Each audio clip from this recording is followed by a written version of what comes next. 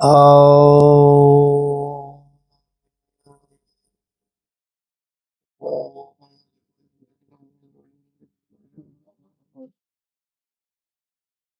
No मित्रस्यं वरुणः शं no भवत्वर्यमा शं न इन्द्रो बृहस्पतिः शं नो विष्णुरुक्रमः नमो ब्रह्मणे नमस्ते वायो त्वमेव प्रत्यक्षं ब्रह्मासि त्वामेव प्रत्यक्षं ब्रह्म वदिष्यामि कृतं वदिष्यामि सत्यं वदिष्यामि तन्मामवतु तद्वक्तारमवतु अवतु माम् अवतु वक्तारम् ఓం శాంతి శాంతి శాంతి.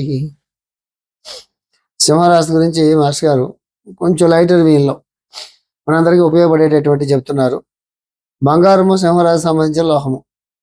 అన్ని లోహాల్లోకి కూడా ప్లాటినం పక్కన పెట్టినట్లయితే అన్ని లోహాల్లో కూడా బంగారం అనేటటువంటిది చాలా ఎక్కువ విలువైనది, ఖరీదైంది. కాబట్టి మనకు అర్థం కావాల్సింది ఏంటన్నట్లయితే సింహరాశికి సంబంధించినటువంటి అన్ని కూడా అదే స్థాయిలో ఉంటాయి. బంగారు పసుపు వర్ణము ఈ రాశి రంగు. బంగారు పసుపు వర్ణం అంటే గోల్డెన్ ఎల్లో లైట్ అంట. అంటే ఉదయం పూట మనకి సూర్యుడి నుంచి వచ్చే కిరణాలన్నీ కూడా గోల్డెన్ ఎల్లో కలర్లో ఉంటాయి. ఆ మెడిటేషన్ కూడా ఇది చాలా మంచిది. హిరణ్య వర్ణము అంటాం కదా మనం, హిరణ్య వర్ణం హరిణి సువర్ణ రజిత స్రజాం అంటాం కదా, అది ఆ రంగు అంతా కూడా ఆ సింహరాశి సంబంధించినటువంటిది ఈ రాశి రంగు. అధమ కక్షల్లోని మనుషులోని మొండితనము, పదవీకాంక్ష, సంయమనం పట్ల విముఖత అనే రూపంలో వ్యక్తం అవుతుంది. సింహరాశిని చాలా మట్లు అనుకున్నాం కదా, అన్ని రాశుల్లో కూడా 3 స్థాయిల్లో మనుషులు ఉంటారు అనుకున్నాం కదా. అధమ స్థాయిలో ఉండేటువంటి ఇండివిజువల్ లెవెల్లో ఎవరైతే ఉంటారో వాళ్ళకి ఏముంటుంది అన్నట్లయితే మొండితనం ఉంటుంది.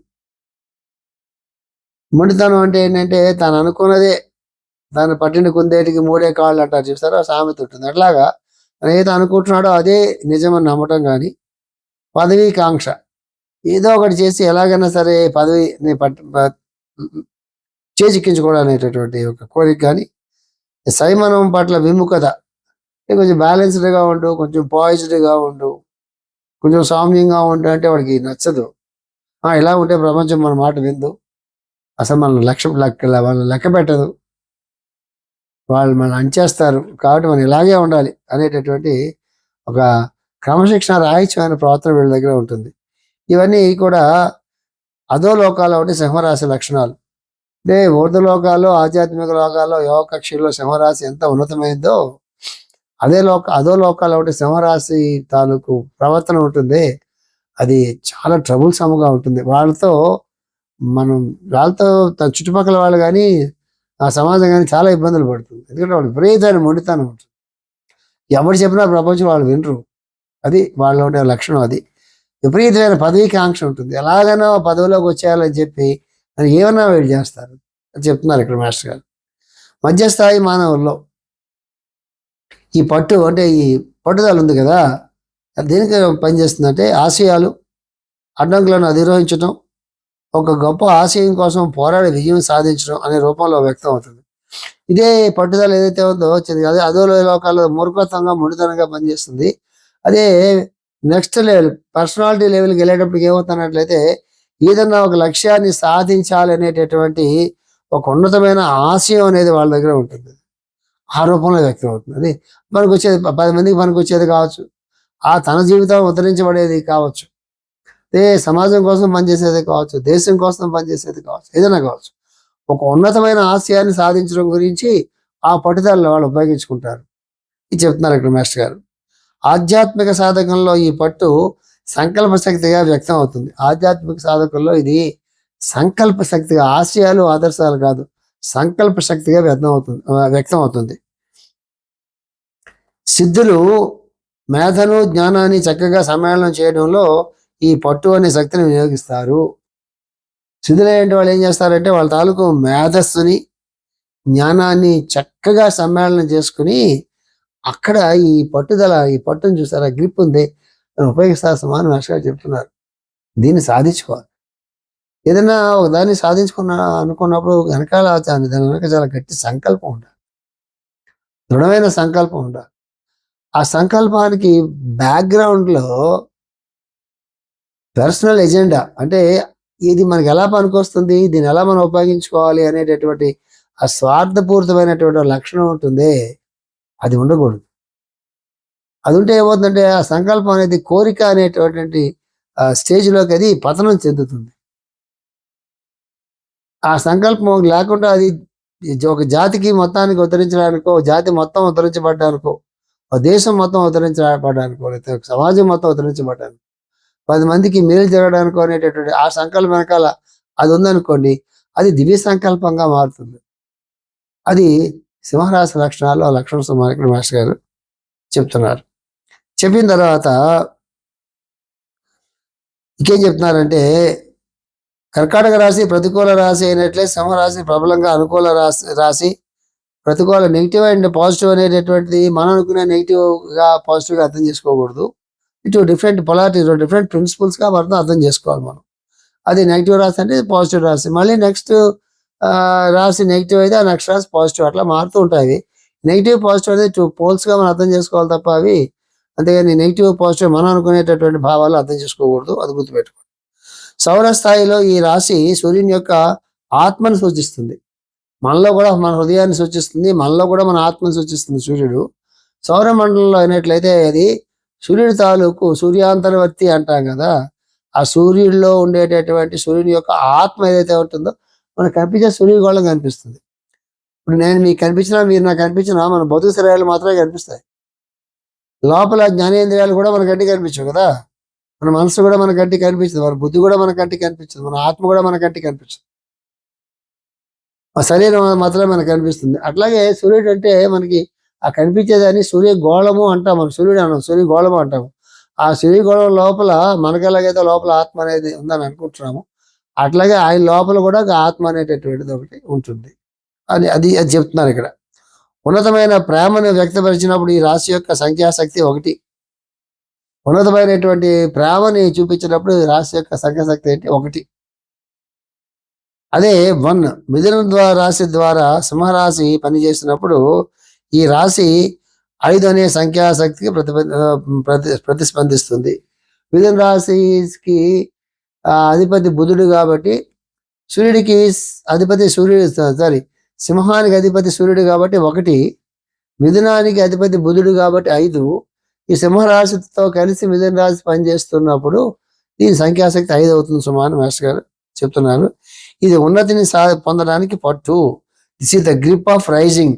ఉన్నతమైన స్థాయిలోకి వెళ్ళడానికి కావాల్సినటువంటి ఒక పట్టు అని చెప్పారు కదా, పీకిలు బిగించడం గురించి మనం చెప్పారు, మనం 2-3 లెసన్స్ ముందు చెప్పుకున్నాం. అది పట్టు సుమా చెప్తారు. అందుకే మనకి ఈ పట్టు అనే దానికి చాలా ఎక్స్ప్రెషన్స్ చెప్తారు. ఎవరిదైతే ఈ పట్టు అనే దాన్ని పాజిటివ్గా తీసుకుంటే, ఈ పట్టు అనే దాన్ని పాజిటివ్గా తీసుకుంటే మనస్సు దృఢత్వాన్ని చెందుతుంది, ఈ హృదయం కూడా దృఢత్వాన్ని పొందుతుంది. ఇలా గట్టిగా పట్టుదల పట్టినప్పుడు, ఈ ఇలా గట్టిగా పట్టినప్పుడు, ఇలా గట్టిగా పిడికిలు బిగించినప్పుడు ఏమవుతుందంటే మనలో ఒక రకమైన శక్తి అనేటటువంటిది మనలోంచి బయటకు వస్తుంది. ఇది పట్టుదల కాదు, పట్టు, ఇది సంకల్పం, ఇది దృఢ సంకల్పం. ఇదే స్వార్థంతో ఇలా గట్టిగా పిడికిలు పట్టుకున్నాం అనుకోండి, హృదయం కుంచుకుపోతుంది. గుర్తుపెట్టుకోండి, జాగ్రత్తగా అర్థం చేసుకోండి.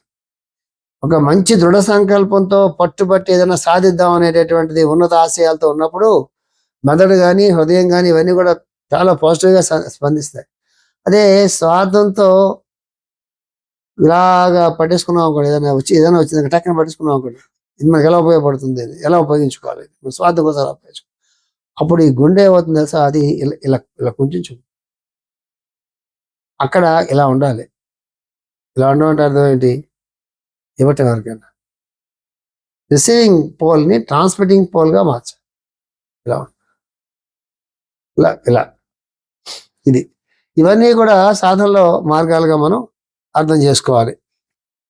చేసిన తర్వాత నెక్స్ట్ ది ఫుడ్ గురించి చెప్తున్నారు. మధ్యలో నేను ఒక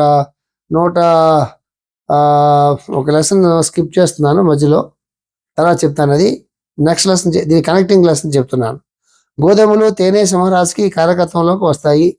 గోధుమలు తేనె రెండు కూడా ఆదివారానికి సంబంధించినవి, సూర్య భగవానికి సంబంధించినటువంటి ఆహారాలు అవి. ఎవరైతే సూర్యోపాసన చేస్తూ ఉంటారో, ఎవరైతే ప్రాణశక్తి బాగా పనిచేయాలని చెప్పి అనుకుంటున్నారో ఆహారంలో వాళ్ళు దేన్ని యాడ్ చేసుకోవాలి, ఈ గోధుమల్ని తేనెని కూడా యాడ్ చేసుకోవాలి. అది ఒకవేళ బై ఎనీ ఛాన్స్ డయాబెటిక్స్ అనేట్లయితే తేనె అవాయిడ్ చేయొచ్చు, కానీ గోధుమలు వాడుకోవాలి. మాస్టర్ గారు ప్రిస్క్రైబ్డ్ ఫుడ్ ఇది, గోధుమలు తేనె. ఆధ్యాత్మిక సాధకులకు ఈ రెండింటిని ఉపయోగించడం వలన వచ్చే ఆ ప్రయోజనాల గురించి బాగా తెలుసు. ఆధ్యాత్మిక సాధకుడు ఈ తేనె తర్వాత ఈ గోధుమల్ని ఎలా ఉపయోగించుకోవాలో బాగా తెలియాల్సిన చెప్తున్నారు. కుంభయుగంలోని సంపూర్ణ మానవునికి కర్కాటక రాశిలోని పాలు, వెన్న, నెయ్యి, సింహరాశిలోని గోధుమలు, తేనె ముఖ్యమైన ఆహార పదార్థాలు. ఇది ఆధ్యాత్మిక స్పిరిచువల్ ఫుడ్ గురించి మాస్టర్ మాట్లాడుతున్నారు. కుంభయోగంలోని సంపూర్ణ మానవునికి అంటే కుంభయోగం అంటే నెక్స్ట్ మనం ప్రస్తుతం కుంభయోగంలోనే ఉన్నాము. ఈ కుంభయోగంలో ఉన్నటువంటి సంపూర్ణ మానవునికి అంటే ఏంటి? సంపూర్ణ మానవుడు అంటే మానవత్వం అనేది పూర్తిగా వికసించబడినటువంటి వాడు సంపూర్ణ మానవుడు.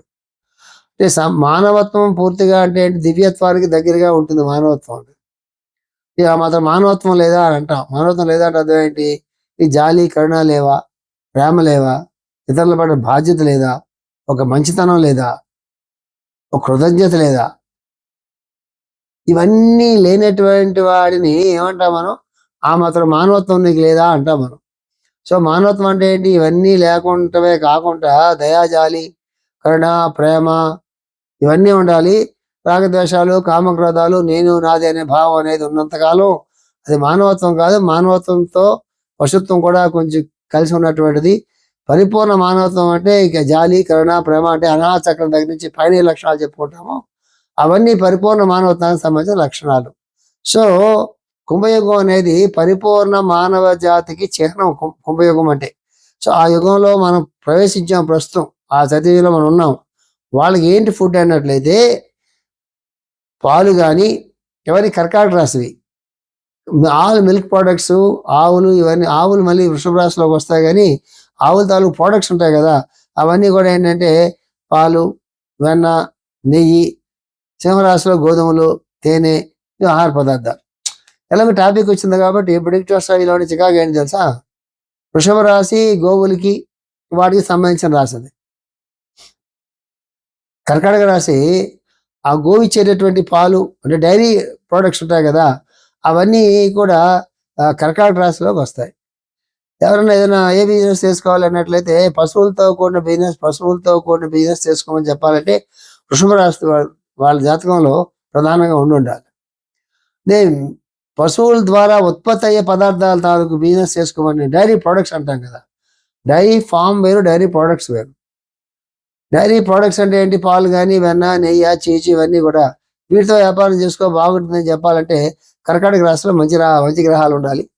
లేదా అది ప్రిడిక్టర్స్ నుంచి వేరే కాల్కులేషన్స్. కానీ ఎంత తేడా చూడండి. ఆవులన్నీ వృషభ రాశి పరిపాలన కింద వస్తాయి. అవి ఇచ్చే ప్రొడక్ట్స్ అన్నీ కూడా కర్కాటక రాశి కింద వస్తాయి. సటిల్ డిఫరెన్సెస్ ఉంటాయి. జాగ్రత్తగా మనం అర్థం చేసుకోవాలి.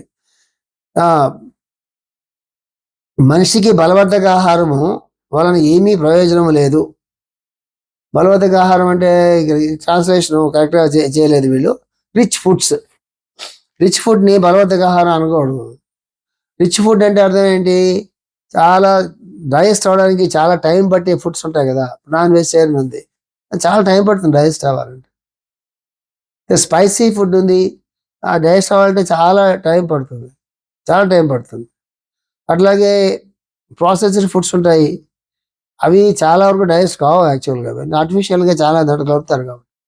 ఇవన్నీ రిచ్ ఫుడ్స్ అంటే మనం ఎక్కువ తినడానికి ఏది ఇష్టపడతామో పార్టీల్లో కానీ, ఫంక్షన్స్లో కానీ, మ్యారేజెస్లో కానీ, హోటల్స్లో కానీ, రెస్టారెంట్స్లో కానీ, స్ట్రీట్స్లో కానీ దొరికే ఏ ఫుడ్ మనం తిని పొట్టంతా బరువు ఎక్కుతుందో అవన్నీ రిచ్ ఫుడ్స్ అండి.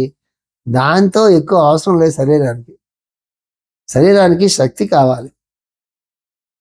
పొట్టంతా బలంగా నింపేసుకుని డైజెస్ట్ చేసుకోవడానికి శరీరం చాలా శక్తిని ఖర్చు పెడుతుంది. జాగ్రత్తగా అర్థం చేసుకోండి. చాలా ఎక్కువ క్వాంటిటీ ఆఫ్ ఫుడ్ ఎక్కువ తీసుకున్నప్పుడు, ఎక్కువ పరిమాణంలో ఫుడ్ తీసుకున్నప్పుడు, చాలా స్లోగా డైజెస్ట్ అయ్యే ఫుడ్ మనం తీసుకున్నప్పుడు ఏమవుతుంది అన్నట్లయితే శరీరం చాలా శక్తిని ఖర్చు పెట్టాల్సి వస్తుంది, చాలా క్యాలరీస్ ఖర్చు పెట్టాల్సి వస్తుంది ఆహారం జీర్ణం చేసుకోవడానికి. శక్తిని సంపాదించుకోవడానికి చాలా శక్తిని ఖర్చు పెట్టాల్సి వస్తుంది. అది శరీరానికి ఎప్పుడు కూడా ఆరోగ్యం అనే విషయం కాదు.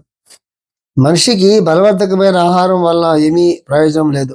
బలవర్ధకమైన ఆహారం అంటే చెప్పుకున్నాం కదా మనం అని తెలుసుకునే సమయం ఆసన్నమైంది. జీర్ణాశయం కిందకి వచ్చే సమస్యలు సింహరాశిలో గుర్తించవచ్చు. అంటే సాధారణంగా జీర్ణాశయ వ్యాధులన్నీ కూడా సాధారణ కన్యారాశిలో వస్తాయి. నెక్స్ట్ సైన్ సింహరాశిలో కూడా గుర్తించొస్తామని చెప్తున్నారు. ఇంపార్టెంట్ పాయింట్ ఏం చెప్పారు మనకి, బాగా రిచ్గా ఉండే ఫుడ్ కానీ జీర్ణం కావడానికి కష్టంగా ఉండే ఫుడ్స్ కానీ తీసుకోవాల్సిన అవసరం లేదు ఈ కాలంలో. కుంభరాశి వాయుతత్వ రాశి కాబట్టి తేలిగ్గా జీర్ణమై శరీరానికి వెంటనే శక్తి ఇచ్చేటటువంటి ఆ శక్తి అనేటటువంటి కొంతకాలం పాటు శరీరంలో ఉండేటటువంటిది. శరీరం తాలూకు వెయిట్ పెంచినటువంటి ఆహారాలు తీసుకోవాల్సిన ఇక్కడ మాస్టర్ గారు చెప్తున్నారు. మనస్సుకి ఆత్మను పరమాత్మను చేరుకోవడానికి భౌతిక పదార్థము అడ్డుగా నిలుస్తుంది. మనస్సు ఉంది కదా, మనస్సు పంచేంద్రియాలతో కలిసి ఉన్నంత వరకు ఏమవుతుందంటే ఆత్మస్థాయికి కానీ పరమాత్మ స్థాయికి కానీ అది చేరుకోవడానికి ఈ శరీరం కూడా అడ్డుపడుతుంది సుమా చెప్తున్నారు మాస్టర్ గారు. ఎందుకు అడ్డుపడుతుంది? శరీరమే అడ్డుపడుతుంది. మనస్సు సూక్ష్మంగా ఉంటుంది కదా, ఈ శరీరం స్థూలంగా ఉంటుంది కదా, ఎలా అడ్డుపడుతుంది అంటే ఈ మనసులో ఒక భావన ఎప్పుడు ఉండిపోతుంది. ఏముండిపోతుంది? నేను అనే భావన, నేను ఈ శరీరం అనే భావన. అంటే రోజు ఈ శరీరానికి మనం స్నానం చేయించడం, పళ్ళు తోముకోవడం, అన్ని సపర్లు చేయటం, ఆహారం తీసుకోవటం, దాని గురించి మంచి ఉద్యోగాలు చేయటం, సంపాదించటం, కోటి విద్యలు కూటు కొరకే అంటారు కదా. అట్లాగా మన తాలూకు ఫోకస్ అంతా దేని మీద ఉంటుందంటే భౌతిక శరీరం మీద, భౌతిక శరీరం యొక్క అవసరాలు సెంట్రల్ పాయింట్గానే మన జీవితం అంతా సాగుతూ ఉంటుంది. ఇక్కడ మనస్సు కూడా ఇంద్రియాలతో కలిసిపోయి ఉంటుంది. అందువల్ల ఈ భౌతిక శరీరం అడ్డుగా నిలుస్తుందా అని చెప్తున్నారు. మనస్సు తనకన్నా ఉత్తమమైనటువంటి స్థాయిలో ఆత్మ పరమాత్మ స్థాయికి వెళ్ళడానికి భౌతిక శరీరం అర్థం కాదు. భౌతిక శరీరం నేను అనే భావన ఏదైతే ఉందో అది కూడా మనసులో నుంచి పుడుతుంది కదా. ఎందుకు పుడుతుంది? భౌతిక శరీరం ఉన్నంతసేపు భౌతిక శరీరం తాలూ భావన ఉన్నంతసేపు మనసు దాంతోనే కలిసి జీవిస్తూ ఉంటుంది. అది ఇక్కడ చెబుతున్నారు. ఇది చాలా జాగ్రత్తగా అర్థం చేసుకోండి. ఇది ముఖ్యంగా కుంభయుగంలో బలవర్ధక ఆహారాలతో మనిషి ఆనందించినప్పుడు ఉదర వితానం నుండి కిందకి లాగబడతాడు. ఈ కుంభరాశి చైతన్యంలో మనిషి ఎక్కువ ఆహారం తీసుకున్నప్పుడు ఏమవుతుందంటే ఉదర వితానం అంటే ఇది కదా, అక్కడి నుంచి డౌన్వర్డ్ పుల్ ఉంటుంది. ఎప్పుడన్నా ఒకసారి మీరు ఒక మెడిటేషన్ క్లాస్కి వెళ్ళినప్పుడు వాడు ఏం సలహా ఇస్తారు మనకి, మెడిటేషన్ క్లాస్కి వచ్చే ముందు కానీ ప్రాణాయామ క్లాస్కి వచ్చే ముందు కానీ మీ రెటిబల్స్లో కూడా ఎక్కువ ఆహారం తీసుకోవద్దు సుమా. మీరు జనరల్గా తీసుకునే ఆహారం కన్నా కూడా తక్కువ తీసుకోండి, పొట్ట కొంచెం ఖాళీగా అట్టి పెట్టుకుని రండి సుమా అని చెప్తారు. అంటే ఆకలితో రావద్దు అలా అని చెప్పి పూర్తిగా ఎంతవరకు తినగలరో అంతవరకు తిని కూడా రావద్దు. నేను భుక్తాయాసం అంటాం కదా, భుక్తాయాసం అంటే అర్థం ఏంటి? డౌన్వర్డ్ పుల్, పొట్టంతా లాగేసుకుంటుంది. అంటే శక్తి అంతా కావాలి పొట్టకి జీర్ణం చేసుకోవడానికి, అది లాగేసుకుంటూ ఉంటుంది పొట్ట పక్క. ధ్యానం ఏమో ఊర్ధముఖంగా వెళ్తుంది, తిన్న ఆహారం ఏమో కిందకు లాగుతూ ఉంటుంది. రెండు ఆపోజిట్ పుల్స్ పనిచేస్తున్నప్పుడు మనస్సు అటుపోతుందా ఇటుపోతుందా, ఆ రెండింటి మధ్య మనస్సు ఉండి ఎటు పోకుండా ఊగిసలాడుతూ ఉంటుంది. సో ధ్యానం కుదరదు. అందుకే ధ్యానం కుదరాలంటే ఏంటంటే క్వాంటిటీ ఆఫ్ ది ఫుడ్ తగ్గించుకొని క్వాలిటీ ఆఫ్ ది ఫుడ్ పెంచుకుంటే ఆకలి వేయదు, శక్తి వస్తుంది. శక్తి చాలా త్వరగా వస్తుంది, నిస్సార నీరసం రావు, పొట్ట బరువు ఎక్కదు, జీర్ణ ప్రక్రియ సక్రమంగా సాగుతుంది. జీర్ణ ప్రక్రియ సాగుతున్నప్పుడు విసర్జన ప్రక్రియ కూడా సక్రమంగా సాగుతుంది. ఇవన్నీ సక్రమంగా సాగుతుంటే మనసు కూడా ప్రశాంతంగా ఉంటుంది. ఇది సైన్స్, ఇది బేసిక్ సైన్స్.